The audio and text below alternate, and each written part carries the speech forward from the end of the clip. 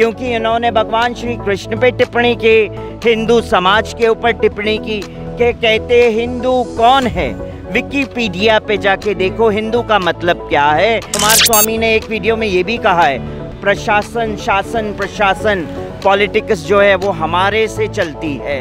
हम चाहे तो एक दिन में कई सांसद और एमपीस खड़ा कर दें। हिंदू का मतलब लुच्चा, हिंदू का मतलब लफंगा, हिंदू एक गाली, हिंदू एक चोर, इस तरह की बातों का वर्णन उन्होंने स्पष्ट वीडियो में किया गया। हम जो हिंदू का तब हिंदू नहीं है, हिंदू का मतलब पता क्या है? चोर, डाकू, गुंडा, बदमाश, लुच्चा, इसका हिंदू का ये मतलब है। नमस्कार, आप देख रहे हैं इंस्टा फीड और मैं हूं शिव राजपूत। इस समय मौजूद है देश की राजधानी दिल्ली में। आपको बता दें हमारे साथ एक ऐसी शख्सियत मौजूद है जो किसी भी परिचय की मोहताज नहीं है, लेकिन फिर भी आपको बता दें किन्नर समाज की महामंडलेश्वर जिन्होंने मोदी जी के खिलाफ भी नामांकन भरा था। आपको बता दें कि कुमार स्वामी जी एक संत हैं, कथावाचक कह लीजिए, उन्होंने बयान दिया भगवान कृष्ण को लेके। आइए उस पर क्या टिप्पणी है, क्या राय है मैम की, जानते हैं मैम से ही क्या वो बयान थे, क्या कहना चाहेंगे? मैं यही कहना चाहूँगी, एक संत, आप एक संत है, एक धर्मगुरु हैं। एक धर्मगुरु एक संत को क्या शोभा देता है कि भगवान श्री कृष्ण के ऊपर टिप्पणी करना, और वो भी ऐसा टिप्पणी करना कि भगवान श्री कृष्ण चरित्रहीन है। चरित्रहीन जैसा शब्द, और उनकी 16,000 रानियों के बारे में कि अभद्र टिप्पणी करना कि भाई उनके साथ भोग कर रहे हैं, और एक एक रानियों से 100-100 बच्चों के जन्म के दिए गए हैं, और फिर भी वो अपने आप को भोगी विलासी नहीं समझते। अब एक शादी कर ली, 2 कर ली, 15 कर ली, 16 कर लो, बहुत है। 16 कितनी कर ली? 16,000। ये भी चरित्र है कोई? किसी भगवान का कोई चरित्र है? और बच्चे कितने कर लिए? 1 लाख 60। ये चरित्रवान करेगा?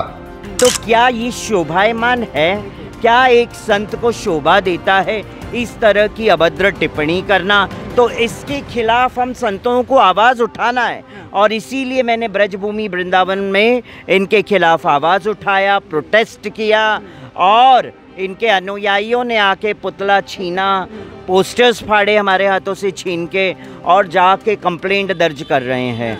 तो कंप्लेंट दर्ज कर वही करता है जिससे डर रहता है। हमको किस चीज़ का डर?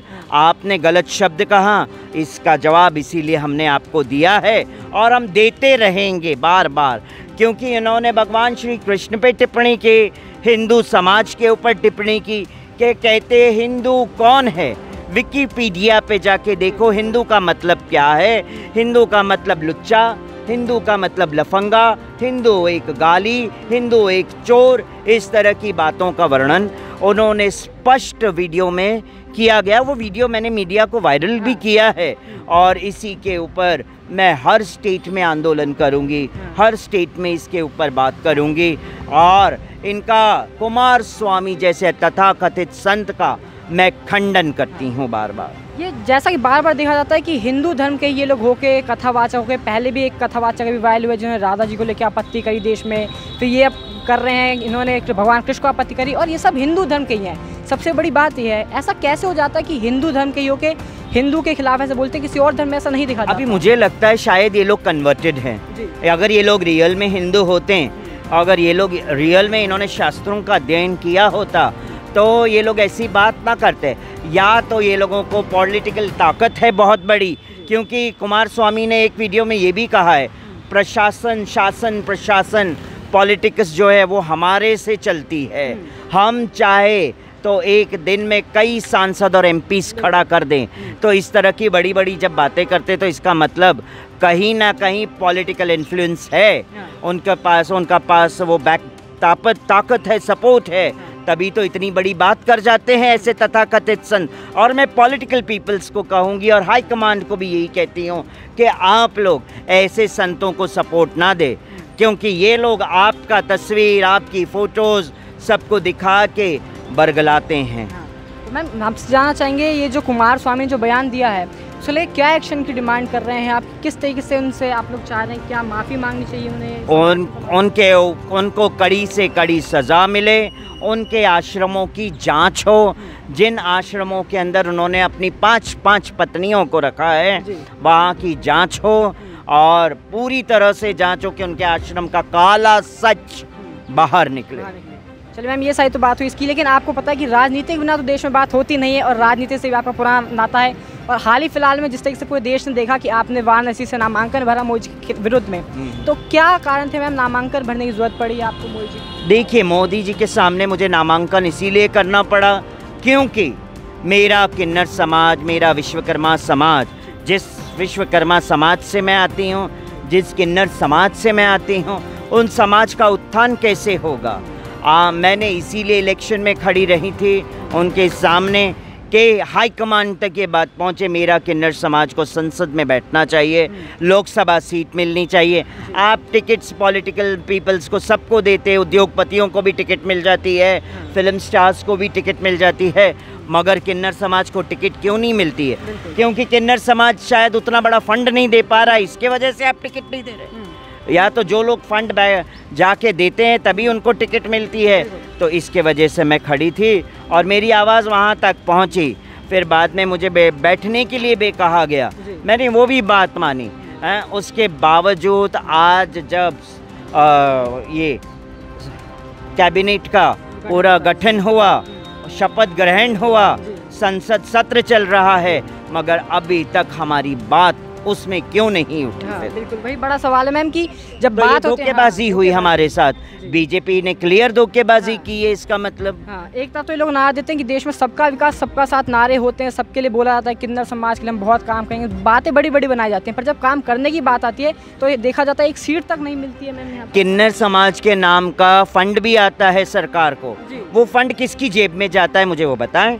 RTI डाले, मीडिया RTI डाल के वो निकाले कि ये फंड कहाँ जा रहा है। हाँ। तो यानी किन्नर समाज के लेके भी कुछ काम नहीं हो रहा है। तो मैम क्या लगता है, आप जिस तरीके से किन्नर समाज के लिए बढ़ चढ़ के आवाज़ उठा रही हैं, कब तक संसद में, क्या कब तक जनता देख सकती है आपको संसद पे, कब तक आप लोगों से? अब वो देखिए, क्योंकि ये बात तो मैं चाहती हूँ आप एक बार मोदी सरकार से पूछे, बीजेपी के जो पदाधिकारी है ना, अमित शाह से पूछें इस बात को आप लोग, और JP नड्डा से भी पूछें इन सब बातों को, और उनको बताएं कि इस तरह से ये मैटर था। आपने अभी तक किन्नर समाज को संसद सत्र में क्यों नहीं बुलाया? क्यों नहीं बुलाया? उनको अपनी आवाज़ वहाँ तक वो कैसे पहुँचाएंगी? आपसे एक अंतिम सवाल करना चाहेंगे मैम, जिस प्रकार से देश में संसद चल रहा है आपको पता होगा, एक तरफ तो देश में एक समाज है जो कहता है कि भारत माता की जय हम नहीं कर सकते, वहीं दूसरी तरफ जय फिलिस्तीन के नारे लगाए जाते हैं ओवैसी जी की तरफ से संसद में देश की, और वहीं तरफ दूसरे देश की लीडिंग पार्टी वो बात करती है हिंदू राष्ट्र की। कैसे होगा मैम? संसद में एक तरफ जय फिलिस्तीन के नारे लगते हैं, भारत माता की जय बोलने पे मना करते हैं लोग, और दूसरी तरफ हिंदू राष्ट्र की भी मांग उठती है देश में। तो संसद में बैठे लोग कर क्या रहे हैं, है ना? संसद के स्पीकर कर क्या रहे हैं? जब जय फिलिस्तीन के नारे संसद में लग रहे हैं तो संसद का स्पीकर चुप क्यों बैठा है? संसद के लोग कैसे चुप बैठ सकते हैं? ऐसे संसद से लोगों को हटाया जाए और तुरंत उस संसद पद पे, सांसद के पद पे उनको हटा के तुरंत नया सांसद खड़ा कर दिया जाए। मैम हिंदू राष्ट्र की बात करेंगे कि अंतिम करना चाहेंगे, हिंदू राष्ट्र किस तरीके से पूरा हो पाएगा मैम? क्या ऑलरेडी हिंदू राष्ट्र है। हमें कहने की ज़रूरत नहीं है कि हिंदू राष्ट्र चाहिए, ऑलरेडी है ये तो हिंदू राष्ट्र, है कि नहीं? संविधान में नहीं लिखा होगा वो अलग बात है, मगर ये हिंदुस्तान है, हम इसे हिंदुस्तान भी कहते हैं, भारत भी कहते हैं, और अंग्रेज़ जब चले गए तो उन्होंने इंडिया नाम दे दिया, है कि नहीं? तो ये तो हिंदुस्तान ऑलरेडी है। हम इस हिंदुस्तान की खुली हवा में घूम रहे हैं, ताज़ी हवाओं में हम घूम रहे हैं हिंदुस्तान के अंदर। तो हिंदू राष्ट्र ज़रूरी नहीं है कि इसका हिंदू राष्ट्र होना चाहिए, ऑलरेडी है हिंदू राष्ट्र। और हिंदू राष्ट्र और स्वयं मुस्लिम, सिख, ईसाई सब कहते हैं कि हम सब हिंदू है, तो हिंदू है तो ये हिंदू राष्ट्र है। फिर देखा, जैसा कि आपने हमारे साथ मौजूद थी हिमांगी सखी जी, आपने सुने इनके विचार, कुमार स्वामी को लेकर भी इन्होंने हमसे भी ताज़ा बातचीत की, और वहीं साथ साथ सद्दीन ओवैसी जय फिलिस्तीन से नारे आते हैं उस पर भी इन्होंने बात करी। ऐसी और तमाम खबरें जुड़े रही हमारे साथ इंस्टा फीड पर।